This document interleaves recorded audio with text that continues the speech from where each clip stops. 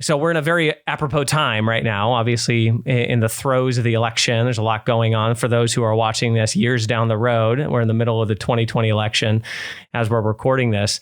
And so there's been a whole host of things happening online. Tell us a little bit about your experience with that. I think hopefully like a few years down the line, if anybody's coming across this will just be the year that isn't spoken of. Yeah. 20 but, what? Yeah, right. 2020 didn't happen. Yeah. But no, what I've seen online and what I've seen when engaging with people is that there is usually just one of two extremes that is represented. Yeah. Represented. And if you don't fall into that extreme, then you're the enemy, right? You're the bad guy. Yeah. My way of thinking is the good, the right way to do it. Yep. And if you don't agree with me, then you are a racist, or you're a communist, or you're a socialist, or you're a bigot, or whatever it is, right? And we just throw labels on people that disagree with us, and it's a lot of times I see it coming from people who claim to be believers as well, which is what concerns me the most. That's the part that bothers me the most, because one of the things that I really care about and I'm really passionate about is how do we as the church engage with the world, engage with culture in meaningful ways, to show people what Christ is all about, what God is all about, and what this whole story that we're part of is actually about. And when we do this in the ways that we've been doing it, we turn a lot of people off to Christ, to Christianity, and it's not a good thing. No matter which extreme you fall under, it's not good that we fall into extremes and we push people away and we label the other people the enemy. That's not what we should be doing. It's the antithesis of charity, right? I mean, if you're coming from a religion that claims the utmost charity and the utmost love, and your God, the God you worship, by the way, is love, right? And we're coming at it with that. It kind of sends a really mixed message to anybody who you potentially want to, evangelize and bring onto your side of the equation. So that's such a good point, a good starting point, because I see the same thing, these polar opposites. It was interesting. I don't know if you've seen The Social Dilemma. It's one of the big Netflix documentaries that just came out. I haven't dipped my toes in that one yet. Yeah. Partially because it's kind of what we do every day. Yeah, I know. So I kind of live behind the curtain of that. And two, because I just don't want to know. Yeah. It's sad. I had to watch it. I felt like, because I do it every day, I was like, it was probably good for me to see some of the data science behind it. But they have this really interesting graph, particularly when it comes to politics. And they were showing this graph of how the right and the left over the years since 2000 just have gotten further and further away from each other on the issues. And it was just so appropriate for what we're seeing today with this hardcore right-winged, hardcore left-winged. And like you said, among Christians too. So it's not just like secular society.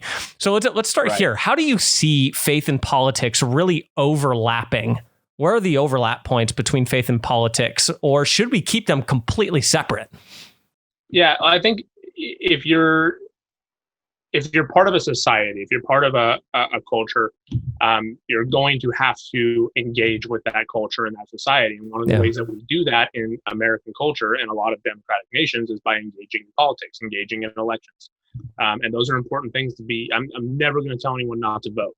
Never going to tell anyone to not be engaged in politics, because it's a very important part of the fabric of our society.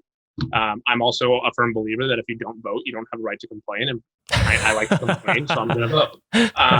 If you're not going to put your voice out there, if you're not going to give your opinion on things and use the right that you have as an American citizen, and like I said, in many other democratic countries around the world, people have that right to speak into what their government is doing.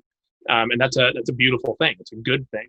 However, what we have seen over the past few decades is the blocking of Christianity into a voter bloc. Yeah. Right. We have become just another voter bloc to be pandered to when it comes to politics. Politicians, they run on their Christian values and their whatever they're going to throw out there to lock in the vote of the church. Right. Yeah. And, one of the things that we saw, I think, starting in the 2016 election, that I hadn't really seen before was the what's the word I'm looking for? The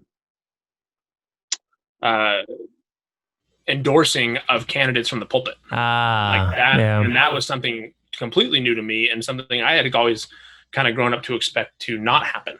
Sure. And to not be a part of what we do on Sundays and what we do as a church, right? That is something that is states, you can have your opinions politically, but they stay outside of the doors of the church. Yeah. And that's something I think we saw shift dramatically with the 2016 election.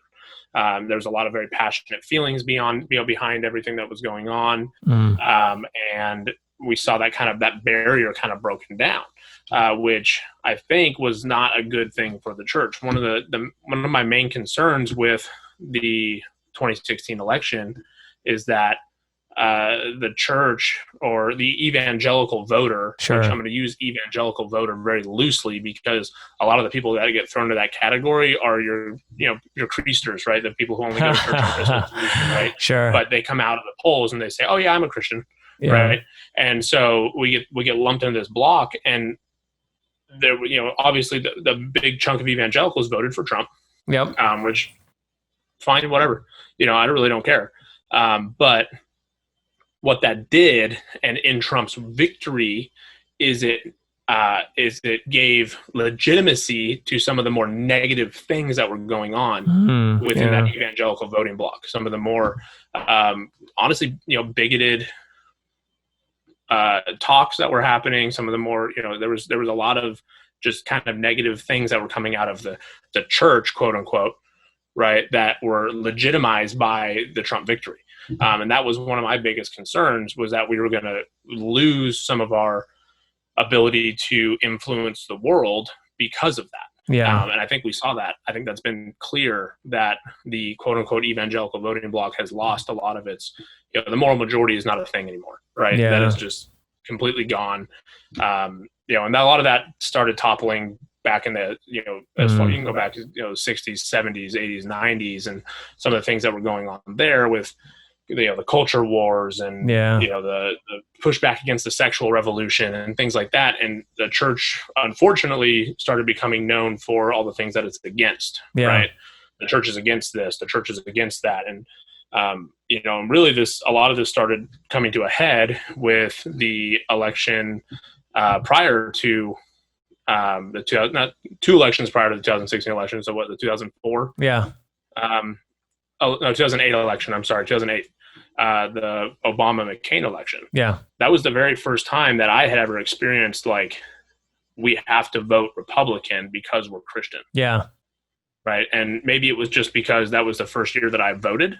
Yeah. But it was the first time I'd really experienced that. And, even then it was a little concerning to me.